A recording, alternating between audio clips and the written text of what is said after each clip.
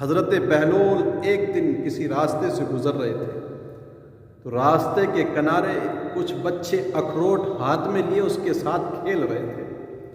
آپ تھوڑے آگے بڑھے تو قریب ہی میں ایک بچہ راستے کے کنارے کھڑا رو رہا تھا۔ حضرت بہلول کے دل میں خیال آیا کہ شاید اس بچے کے پاس اخروٹ نہیں ہے، اسی وجہ سے کھیلتے ہوئے بچوں کو دیکھ کر یہ رونے لگا ہے۔ تو حضرت بہلول دانا نے اس بچے سے کہا، بچے رو مت، میں تجھے اخروٹ لے کے دیتا ہوں، تو بھی اس کے ساتھ کھیلنا۔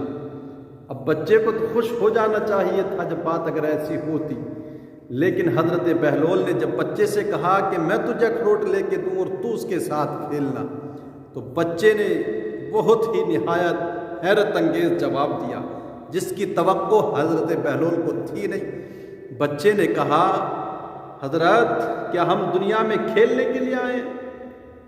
تب بہلول کو توقع اور امید نہیں تھی کہ بچہ ایسا جواب دے گا۔ اس کا جواب سنا تو حیران رہ گئے۔ کہا، تو پھر اور کیا کرنے آئے ہیں؟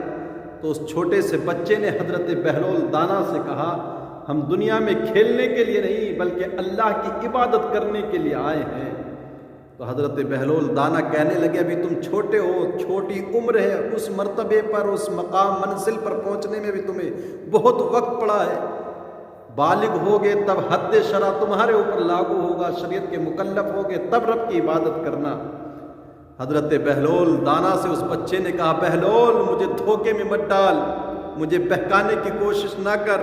میں نے دیکھا ہے کہ صبح کو جب میری ماں چولہے میں آگ جلاتی ہے نا، تو پہلے چھوٹی چھوٹی لکڑیوں کو رکھ کے اس میں آگ لگاتی ہے، پھر اس کے اوپر سے بڑے لکڑیوں کو رکھتی ہے اور جلاتی ہے۔ تو میں بھی سمجھتا ہوں کہیں ایسا نہ ہو کہ جہنم مجھ سے جلائی جائے اور پھر میرے اوپر بڑوں بڑوں کو ڈالا جائے۔